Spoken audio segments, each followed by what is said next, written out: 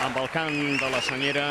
arribem al final d'aquest concert tradicional de Sant Esteve de l'Orfeó Català que els ha ofert, que els està oferint TV3. Hem viscut moments màgics, moments plens d'emoció a través dels cants de l'Orfeó i tota l'escola coral sota la direcció del mestre Josep Vila i els diferents directors dels